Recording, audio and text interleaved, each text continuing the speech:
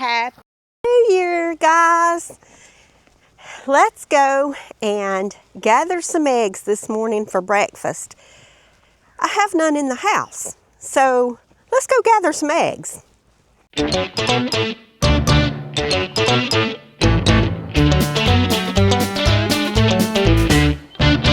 Well, y'all, let's open up this greenhouse this morning and see what's going on. So as you guys know, the temperature has been dropping here into the teens and single digits here in almost South Alabama.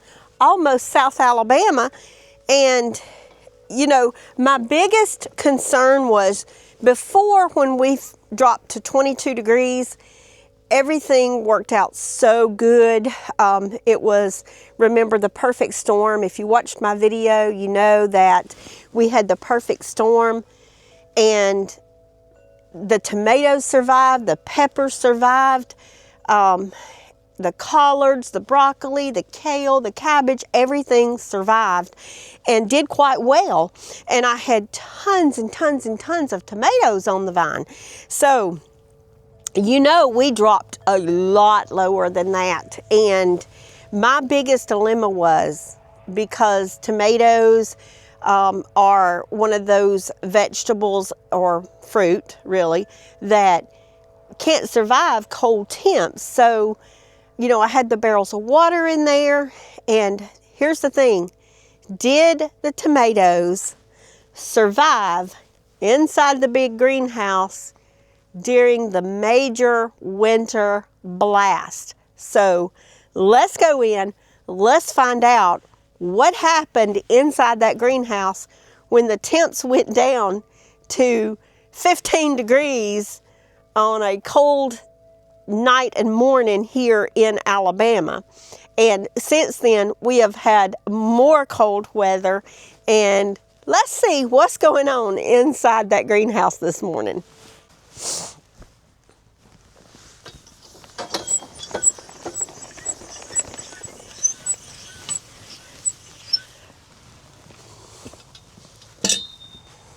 Okay, guys, are you ready for the big reveal this morning? Let's see. Oh, it's nice and toasty in here. It's cold out there. It's nice and toasty in here. So I'm probably going to leave the door up today. It's going to be in the, it's probably going to make it to 50 today. So let's leave that door up, because yesterday it was in the 40s and I had to leave the door up. It gets really steamy in here. But are you guys ready for the big reveal? I know you guys are all wondering, how did the tomatoes do during the winter blast? Well, let's take a look at them and see. There it is, guys. That's what happens. That right there is what happened to the tomatoes. They did not survive.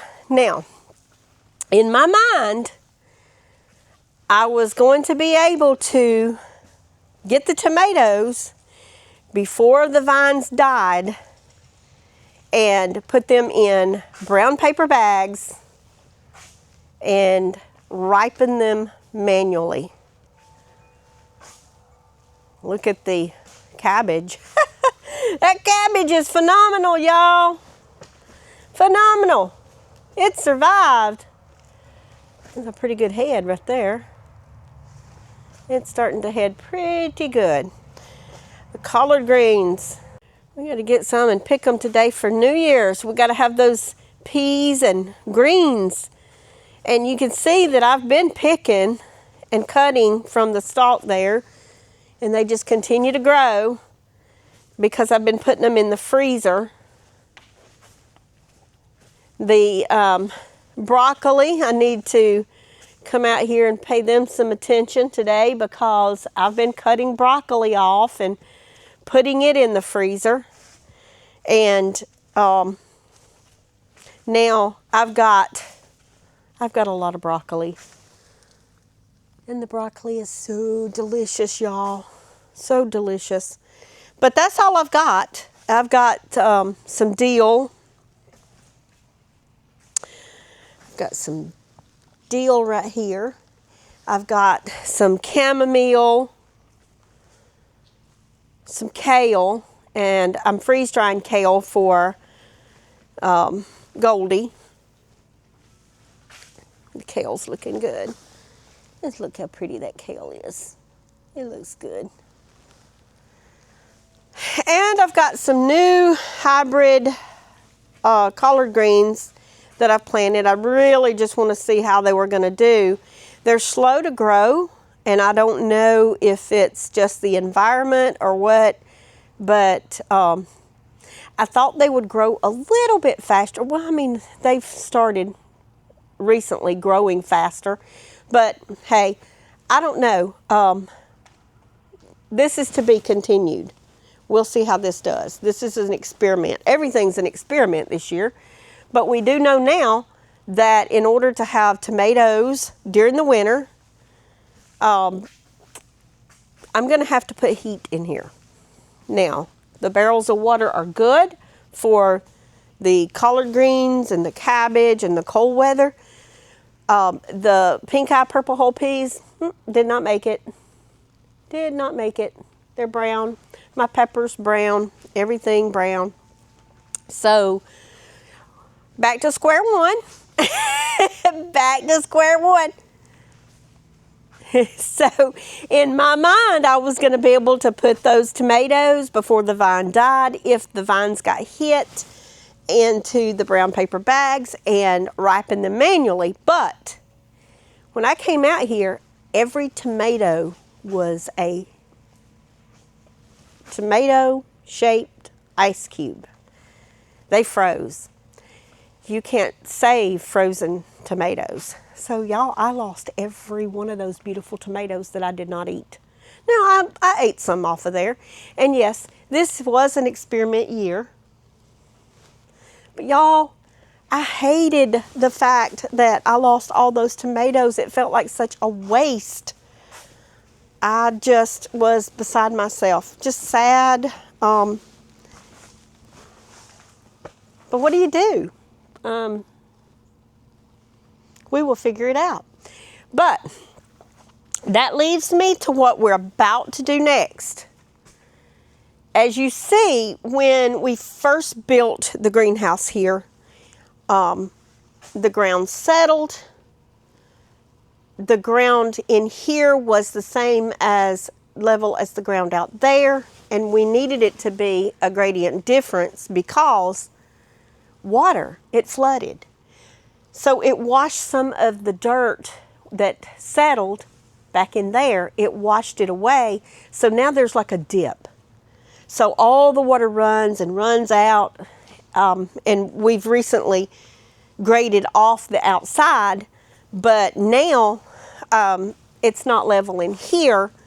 So I've got area that floods where all the water goes to when I turn the irrigation on in here, and it goes to that area, so nothing can grow there. It stays damp, it stays moist, it's not perfect.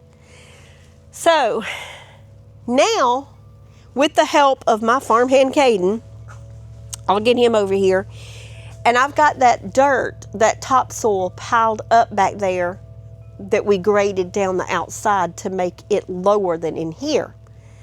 So what we're going to do is we're going to bring in, with the tractor, we're going to open that door up back there. That's our tractor door. And we're going to bring in buckets and buckets and buckets of dirt, and we're going to smooth it out. And you see how the dirt comes. You see how the dirt comes to that first steel beam there? Well, the further down you go, you can see light. This is where it starts to get low. And you see here, there's no dirt. It's washed. And I even put plastic up to keep critters out. But you see, I had to build like a little drain ditch to drain some of the water out of here because it stood in water right in this area. So now we're going to bring those buckets of dirt in here, and we are going to level it off so the whole thing will be even with that bottom beam. How are we going to do it? I have got everything staked down with the garden stakes in here, but I'm simply going to start removing the drip tape first, well, the vegetables first. And that is going to be at the end of January. We're going to roll up the drip tape, take it up there to where it starts, because up there's fine. We don't need to do anything up there. Take up each sheet of the black ground covering, put it up there, bring in the dirt, level it off with a board, just kind of like you screed concrete. Once that's done, then we're going to start laying everything back out. Of course, we'll have to start laying it out over here because it goes this way, laying out from right to left, and taking it up, it'll be left to right because that's how it lays on top of each other. So we will lay everything back out, put the drip tape back down, and we're going to do this. We're going to do this hopefully in a day or 2 days at the most. And we're going to be ready to plant more starts. And we're going to have a bombdiggity.com of a harvest. And I'm going to try to get a crop in and harvest at least peas, tomatoes, and peppers before it gets hot in the summertime. Because in the summertime, it's very difficult to be in here without fans during the middle of the day. And you know, Alabama summers get really hot. So that is the plan for now. Let's go to the chicken yard. Oh, who's meeting me at the fence today? Who's meeting me at the fence today? Hey, girl. You must be hungry this morning. You're always hungry. You're always hungry. All right. Come on, girlfriend.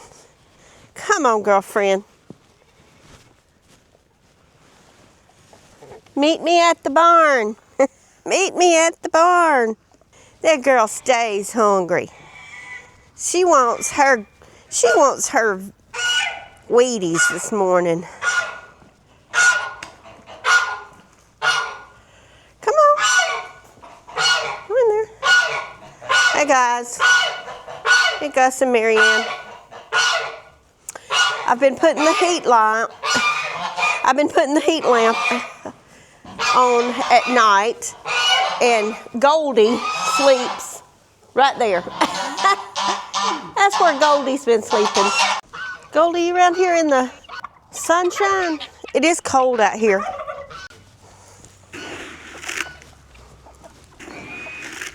Come on, chicks.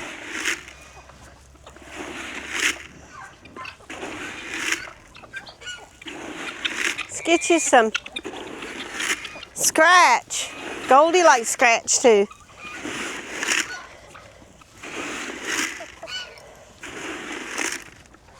Let me throw a little bit to these peacocks.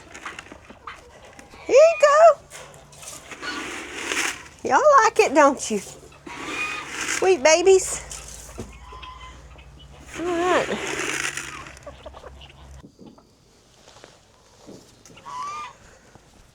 Let's gather some eggs. I need some breakfast. Looks like we got some hens on the nest.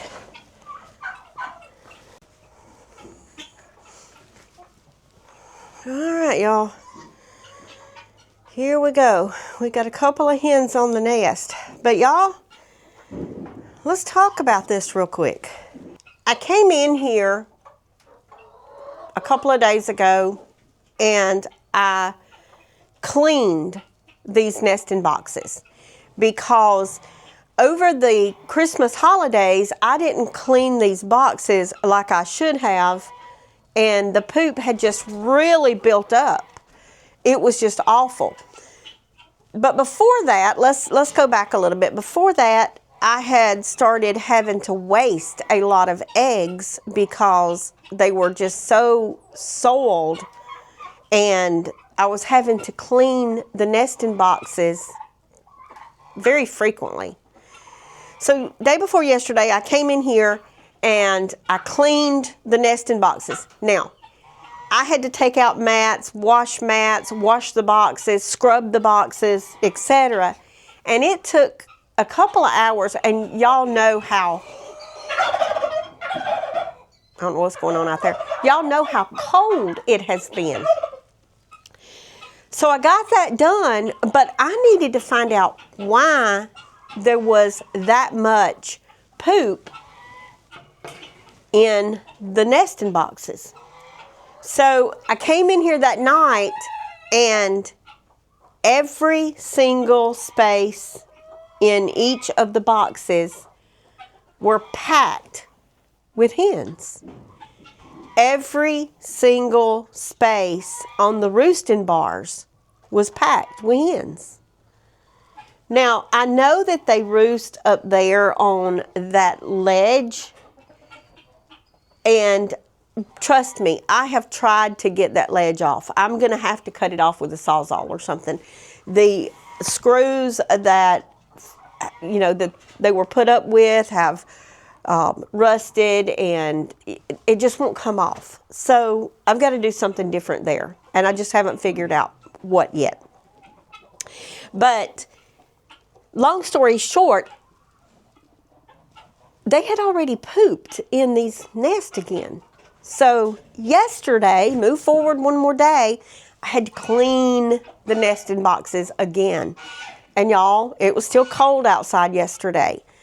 So now, my dilemma was, why are these chickens all of a sudden wanting to roost in the nesting boxes and poop everywhere?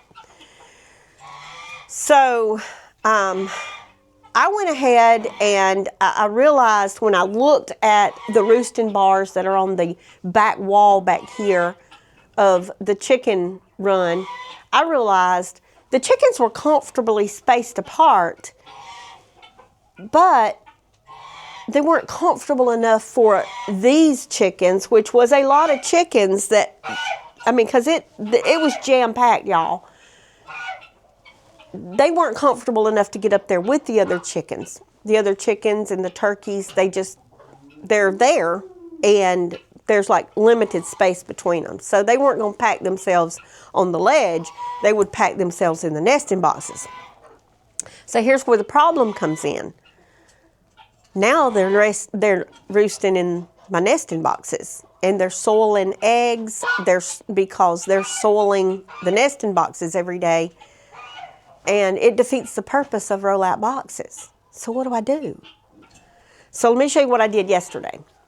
I brought a pallet in here and put some sawhorse legs on it and screwed it down, butted it up against the roosting ledge so that they know this is to roost on. And it's already got poop on it, so somebody slept there last night. But I know it's ugly, but y'all, it done the trick. I came in here last night, and of course, it was jam-packed with chickens again.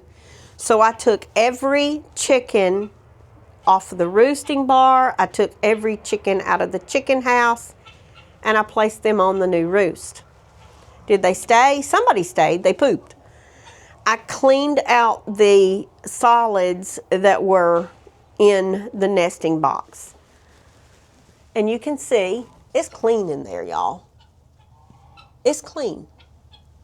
So I'm saying that they did not roost. They did not go back to roost in there. I let this up so that they couldn't get on here easily and to get in there. I took down their ladders. Their laying ladders is what I call them. It's I let my chickens be lazy and they can walk a ladder up.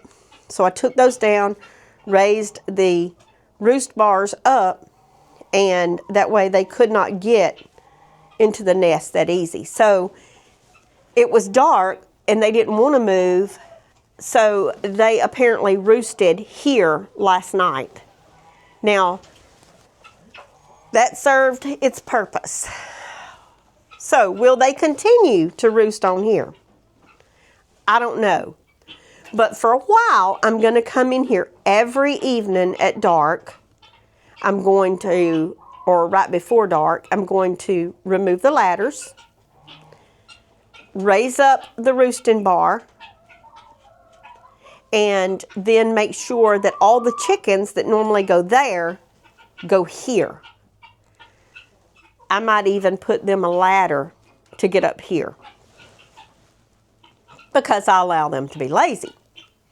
But you can see that we've got one laying right there.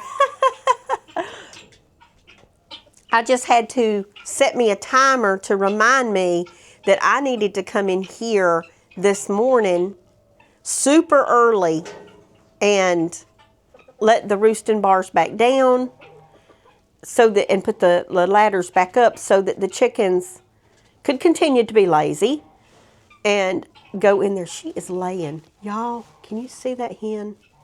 She is laying. Let's gather some eggs. Let's gather some eggs so I can go back to the house and cook some breakfast. Oh, I didn't realize there's another hen in there. Okay, there's one egg. Now these eggs were from yesterday afternoon. Let me put this back so my chickens can be lazy. Okay. We got some eggs from yesterday afternoon.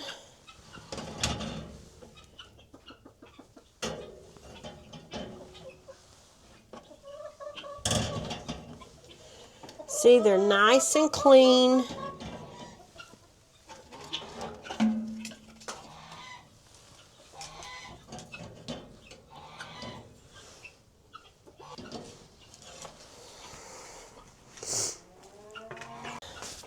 Put the ladder up so that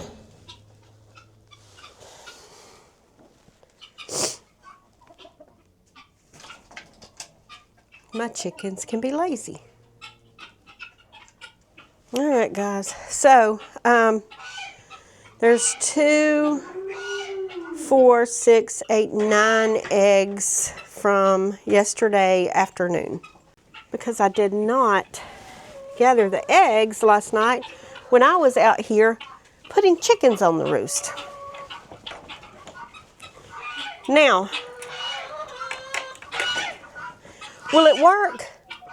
Will the chickens stop roosting in their nesting boxes? Because y'all, that just defeats the whole purpose of having the rollout boxes if your eggs have poop on them.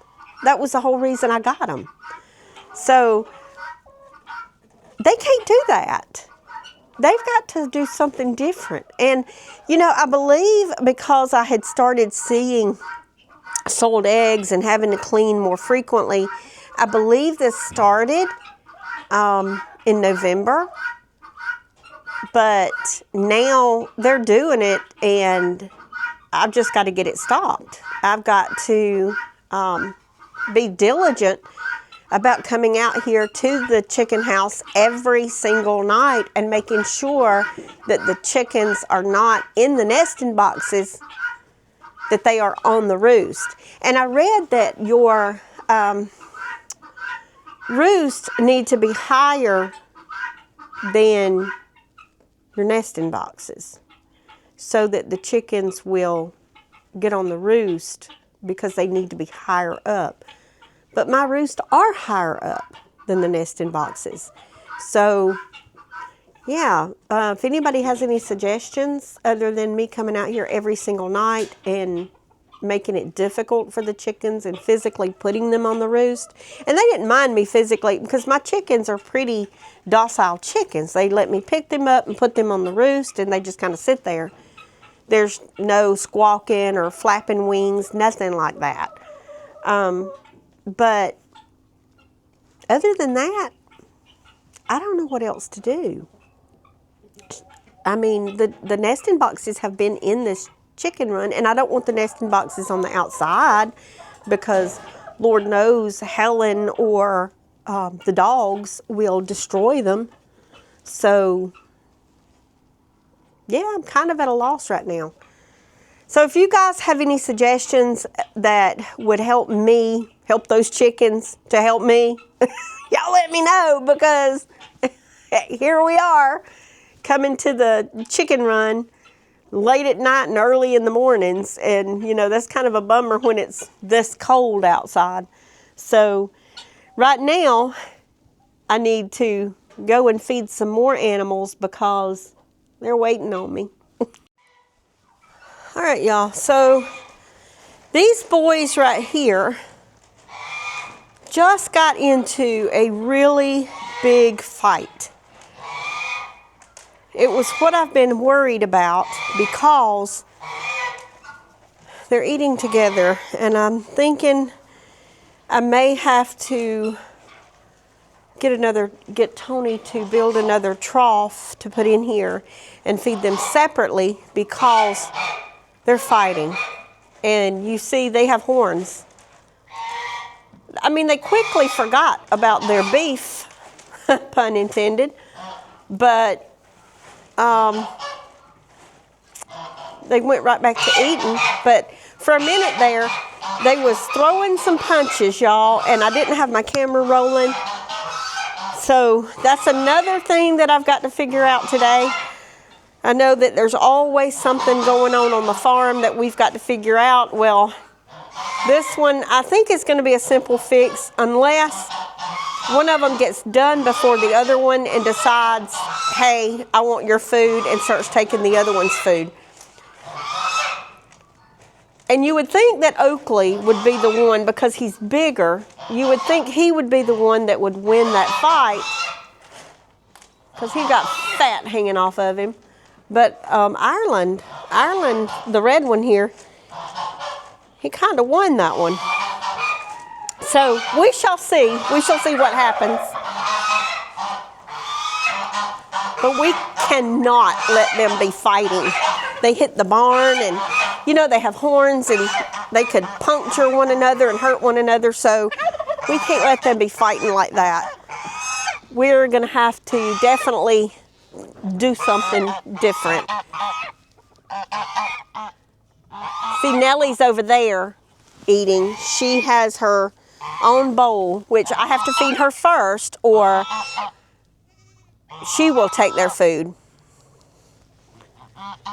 because Nellie's the boss. So, you know, there's always work to be done on a homestead or a farm, and always projects, but always something new to figure out. So right now we're working on how to keep poop out of the rollout boxes, and now I got to figure out the feeding situation with those steers. They've gotten quite aggressive with those horns lately. I don't know if it's the cool weather that's doing it, or if it is hormonal. They shouldn't have any hormones, but hey, who knows? I don't know what's going on with them. So we'll figure it out, and I'll let you guys know how this story turns out. This one is to be continued. So for right now, I'm going to go with my bounty, and I'm going to cook some breakfast. Y'all farm on.